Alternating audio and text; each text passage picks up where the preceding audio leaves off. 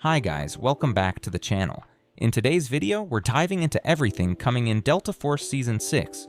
We'll start with a detailed breakdown of the new Operator Raptor, then move into the brand new Layali Grove event Wildfire. After that, I'll cover an in-depth analysis of the new weapons and their stats, balance changes to both weapons and operators, plus the exciting new items coming to operations.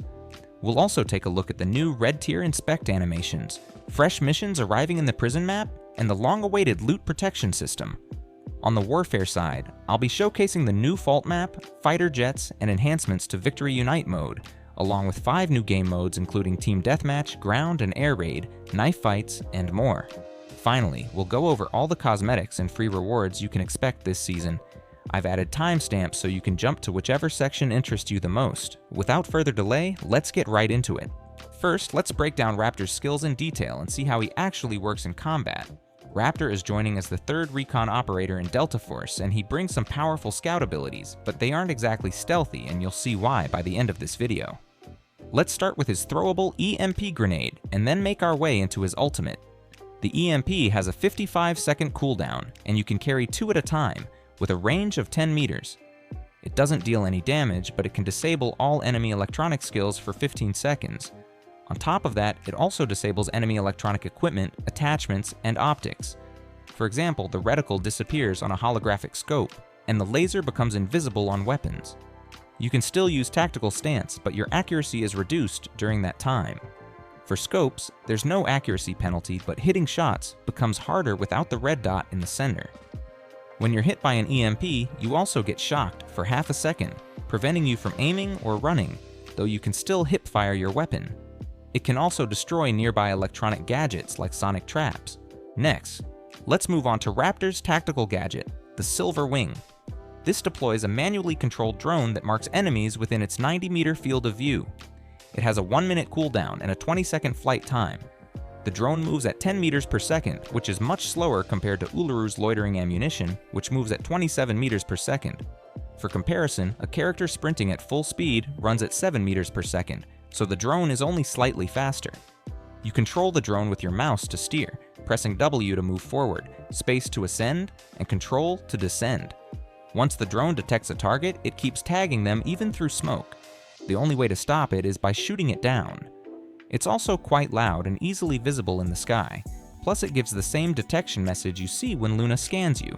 If you don't destroy it in time, the enemy can activate self-destruction mode, and if it hits you, it deals 20 damage and drops an EMP grenade, applying all the EMP effects I explained earlier. Once self-destruction begins, the battery drains quickly, but during this phase, it can move at 30 meters per second. If it doesn't reach its target before the battery runs out, it explodes mid-air. So, you'll need to practice to use it effectively. Next, we have Raptor's passive, and this one is extremely powerful. It's called Trace Tracker, and it allows him to see recent enemy footprints on the ground. When he scans those footprints or opens containers, it reveals the player's ID, their gear levels, their current location, and even the distance to their position. It also shows how old those traces are, which makes tracking much more precise. Then there's his ultimate, Trace Detection. This automatically detects enemies within a 30-meter radius, but you can also use it in combination with his passive. By tracing a footprint first, then activating the ultimate, you can detect enemies outside that 30-meter range. Once activated, the spy camera follows the enemy and attaches to his shoulder, revealing their location 5 times in 1-second intervals. During this time, you can even switch to the shoulder camera and see their surroundings. The camera moves as the enemy moves, and if it spots their teammates while scanning, they'll also be marked. After 3 seconds, the enemy can remove the camera from their shoulder and destroy it, which also reveals the location where the camera was released. This means they'll know your position too. Overall, this is going to be a nightmare for players who love to rat or play solo. Honestly, with this new operator, the devs could finally introduce a proper solo mode, because Raptor makes it very difficult for people to hide in corners to steal loot and run away. And I think now is the perfect time, especially since console players are here. There's no reason to delay it any further. Type yes in the comments if you agree that we need a solo mode, at least on weekends. By the way, it was discovered during the test server that Raptor's ultimate spy cam could actually follow a trace that was almost 10 minutes old. The footprint was found at Blue Wharf in Layali, and the enemy was eventually tracked all the way to Desert Trail Farm near the extraction point. That's kind of outrageous, isn't it? Now, let's move on to everything you need to know about the brand new Wildfire event in the Layali Grove map. At the start of the match, there will be a special animation indicating the event. Then, after 7 minutes into the game, a thick fog rolls in, cutting visibility down to just 30 to 40 meters. That makes Raptor or Luna must have operators here since they can detect enemies even under the fog. Thermal scopes also work through the fog, so expect them to be extremely expensive in Season 6. The church in Layali now has a permanent burning effect during this event, and you'll also find 3 additional small safes to loot. But be careful inside, the fire isn't even the biggest danger. There's lava inside, and if you can't run to safety fast enough and extinguish yourself quickly, you'll burn to death. On top of that, 2 airdrops will spawn during the event, and the loot inside looks pretty solid. So far, we know of 2 possible airdrop locations, but there might be more once the event goes live. Next, let's talk about some operator balance changes. First up, Hackclaw. Her ultimate is getting a massive buff. Previously, her scan lasted 12 seconds, and scanned twice during that time. Now it's been increased to 24 seconds with 4 scans, meaning if you're nearby, there's almost no escaping her detection.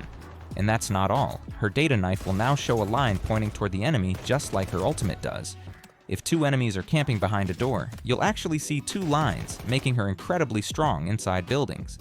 It's pretty safe to assume this buff was added in preparation for her upcoming ultimate Hackclaw skin. Tempest is also getting a huge buff. Her ultimate cooldown has been reduced from 120 seconds to just 70 seconds. But the best part is that her ultimate pullback distance has increased from 60 meters to 100 meters, with the max distance now being 110 meters. This means she can place her anchor much further away, and when she gets knocked, she actually has a real chance to revive herself before enemies can finish her off. On top of that, the pullback speed of her ropes has also been increased, making her even more effective in actual combat. These are the biggest changes players noticed during the beta test, but we'll see even more tweaks in the final version once the official patch notes drop. And one more thing, Luna's face model has been updated. This is how she looks now. So what do you guys think? Do you prefer the new look or the old one? Now it's time to go over the new weapons and their stats, along with some of the weapon balance changes. Let's start with the MK47 assault rifle. This gun features both automatic and burst fire modes, with a base damage of 40, similar to the AKM. It has 46 armor penetration and uses 7.62 by 39mm rounds. The best part is that when it's built properly, it has almost no recoil, meaning those 7.62 rounds are going to hit really hard. This weapon is shaping up to be a definite meta pick in Season 6. Next, we have the Lever-Action Rifle, also known as the Marlin, which falls under the Marksman category. It has a base damage of 70 and 25 armor penetration, so at first glance, it looks more like a mid-tier weapon. But here's where it gets interesting. It has 2 special attachments. The first boosts its damage to 100, while the second increases armor penetration to 59 and raises base damage to 75. This makes the weapon a lot scarier, because with the right setup, it can one-tap players to the head at ranges up to 180 meters, assuming equal level helmets. It also only takes 2 chest shots to down a target. With the second attachment, the weapon can shoot much faster, but it becomes less effective at long range.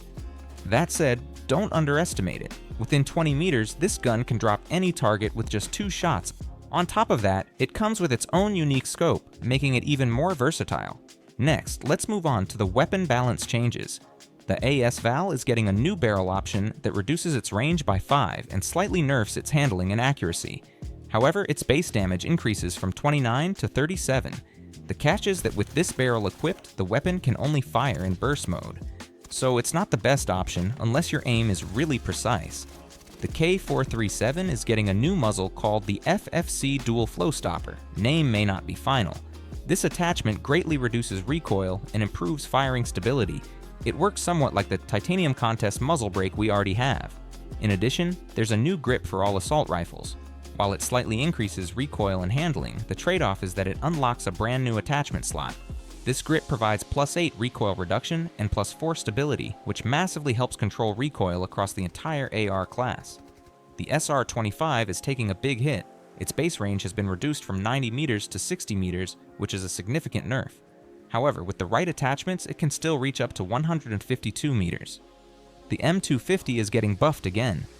Its titanium long barrel's abdominal damage multiplier has been reverted from 0.7 back to 0.9, as it was before the previous nerf.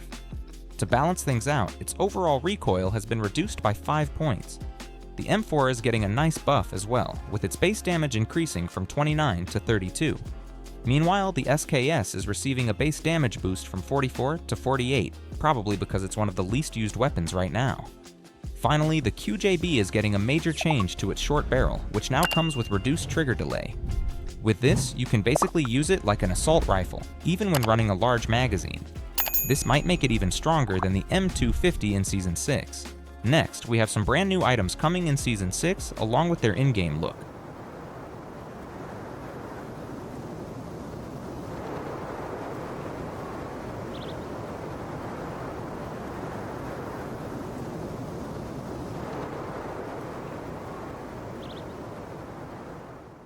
Even though we don't have inspect animations for the latest red tier items, we are getting some new ones for already existing reds.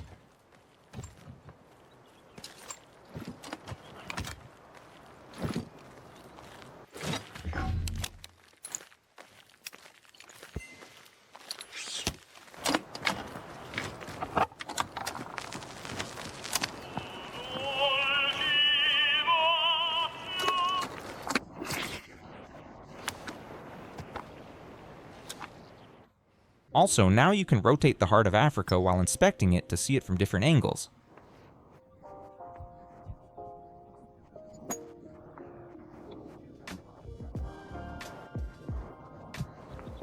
After waiting 2 full seasons, we are finally getting the loot protection system with the new update.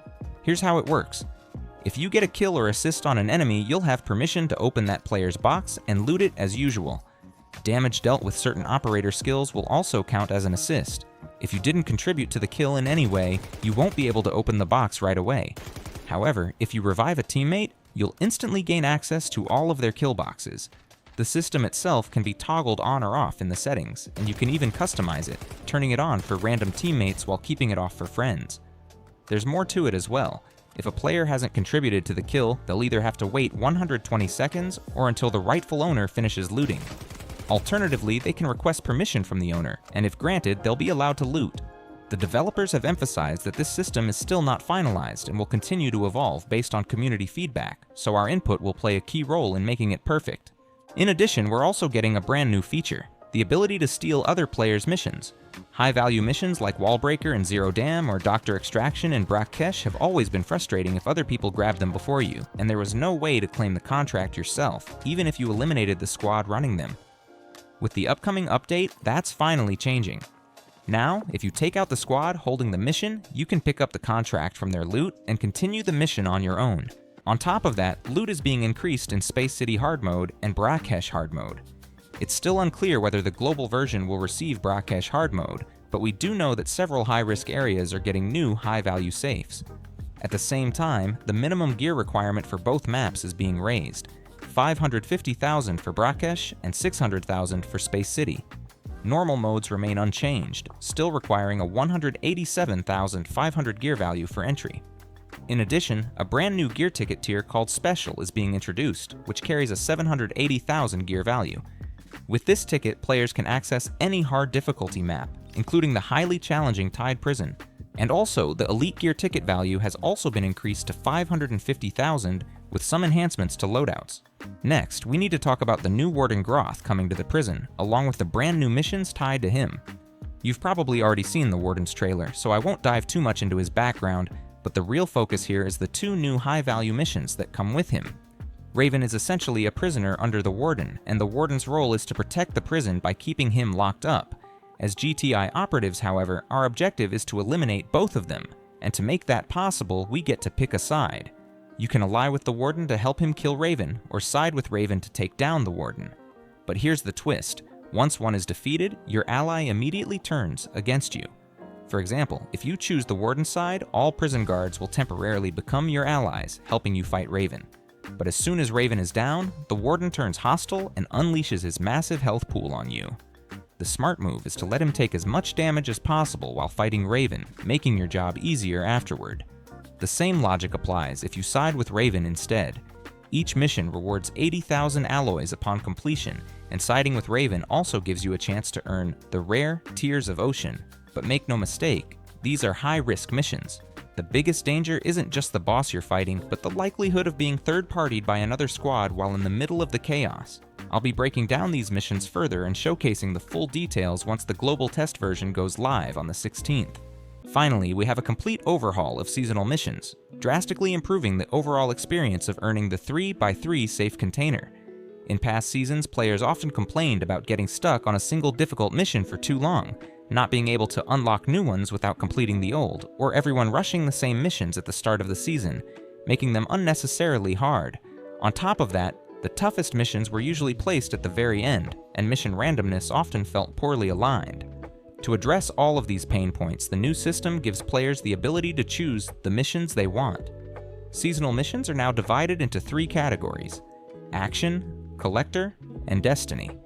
Action missions include the main tasks along with side quests, and you can pick the side missions that best suit your playstyle. Collector missions refresh daily, and you only need to complete 2 of them to meet the requirement. Destiny contracts are the toughest of the bunch, but the good news is you only need to complete 2 to progress. And the Destiny contract missions will be available from the start, and you can do all 3 types of contracts at the same time, making things much easier. Once you acquire the 3x3 safe box, you'll be able to inspect it directly in-game, and for players who enjoy an extra challenge, completing all the Destiny contracts will grant you the golden 3x3 safe box for the entire season. It's great to see these improvements finally being made, since many players had given up on seasonal missions in the past, due to how frustrating they were. Now, even casual gamers will have a fair shot at unlocking the 3x3 container without feeling stuck or left behind. Next, we're getting some optimizations for the mobile version in Operations mode, starting with a brand new option for slide jumping. This makes movement much smoother and easier to perform thanks to the newly added settings. In addition, HRTF audio settings are being introduced to mobile, allowing players to hear footsteps more clearly and identify the exact direction of sounds with greater accuracy. Ambient sound handling has also been improved. The game will now make a more natural distinction between indoor and outdoor environments across all versions. For PC players, the update will bring multi-channel audio output support, which greatly improves adaptability and performance for multi-channel audio devices. Moving on to the Warfare side of things, they have announced October as Warfare Month, and they are releasing 5 new Warfare modes along with the brand new map Fault, including the fighter jets.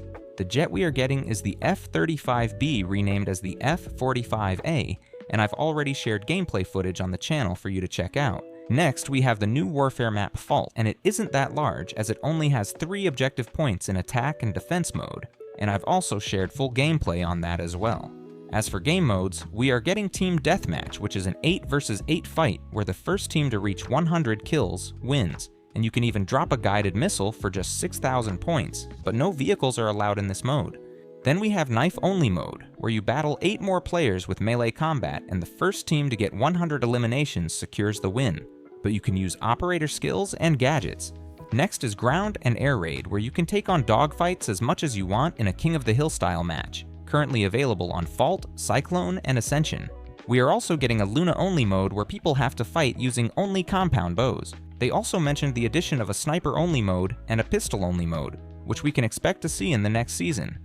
On top of that, there are several new enhancements coming to the Victory Unite mode. Players will now have the ability to choose their role during the preparation phase, making teams more organized and aligned from the start. This makes it much easier for the commander to manage the squad while still allowing you to play your favorite role, whether you prefer vehicles, support as a medic, or taking on an aggressive attacker role. Another new feature allows any player to communicate directly with the commander for 100 points. This could be extremely helpful in emergencies or during critical situations, but to prevent abuse, the commander will have the ability to remove players from the channel if they're not contributing constructively. We're also getting 3 different turret options that can be built depending on your position: an anti-ground turret, an anti-air turret, and even a concrete bunker. And the best thing is that it only costs just 100 points, which is a steal. These turrets have unlimited ammo but require a reload delay, so they can't be spammed continuously. They can only be built outdoors, not inside buildings. The bunker in particular looks very powerful since it's heavily reinforced, requiring significant firepower to destroy, and comes equipped with a mounted machine gun to hold off attackers. In addition, a new ranking system is being introduced with multiple titles you can earn as you progress. Commanders will also be getting their own special badge, setting them apart from the rest of the team. Now, for something Warfare fans will really appreciate, a new free grindable camo series. These camos can be unlocked by completing kill challenges for all 58 weapons in the game. While the challenges can also be completed in Operations, it will be much easier to finish them in Warfare mode. On top of that, once you unlock the standard camos for 16 weapons, you'll gain access to Mastery Camo challenges, which are tougher but reward-exclusive skins for weapons like the CI-19, AUG, and Vector. Lastly, a series of optimizations are being made to vehicle handling on mobile, including the introduction of Vehicle Aim Assist, which will make aiming and shooting far smoother and more precise. And that wraps up all the major Warfare updates. Now let's move on to the cosmetic side of things. First up, we have the brand new Mandelbrick weapon series. Unlike the past 2 seasons, this time we're only getting one main weapon through Mandelbricks, the M7 battle rifle. It comes with the same Spectrum Blitz skin we first saw back in Season 1 for the M4 assault rifle, but the updated version includes some noticeable design improvements. Here's a look at some of its best in-game variations.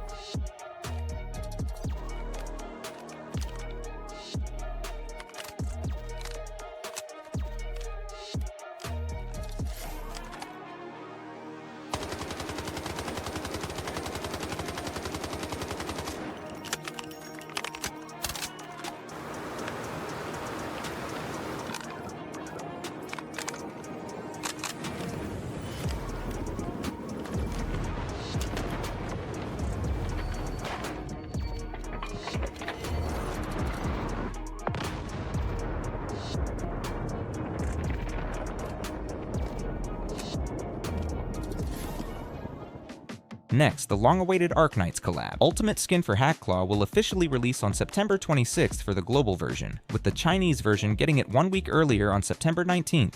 Alongside that, several previous Ultimate skins are getting visual upgrades. For example, the Luna Skyline skin now has enhanced Volt Arrow effects, plus improved visuals for both her Volt Arrow and Recon Arrow.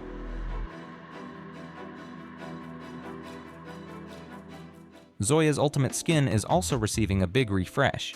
Her gas grenade color has been changed, all of her skill effects have been improved, and her execution and in-game animations now feature the Exucii Vector skin.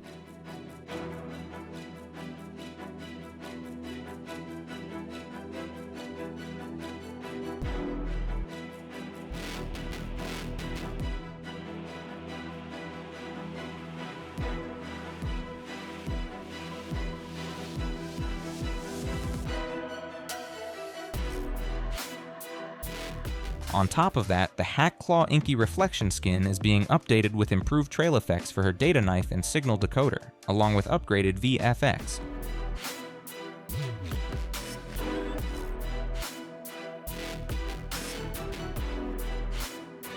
Moving on to the Battle Pass preview, this season's highlight reward is a legendary skin for Seneva, while the new Operator Raptor will be available at Tier 15 of the free track, just like in previous seasons. We're also getting a Saw collaboration this season. The first collab item is a legendary melee skin for the knife, which will be available at launch on September 23rd. The bundle will cost 5,200 Delta tickets or coins, and here's a look at its gameplay showcase.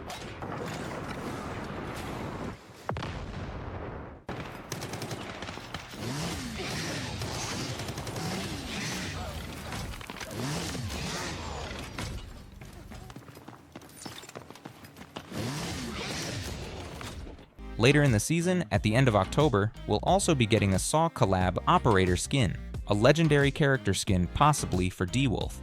Keep in mind this is not an ultimate, but it's still a free unlock, which is a nice bonus. For Charms, we're getting a Goose Duck collaboration series featuring several fun Turbrick Charms skins.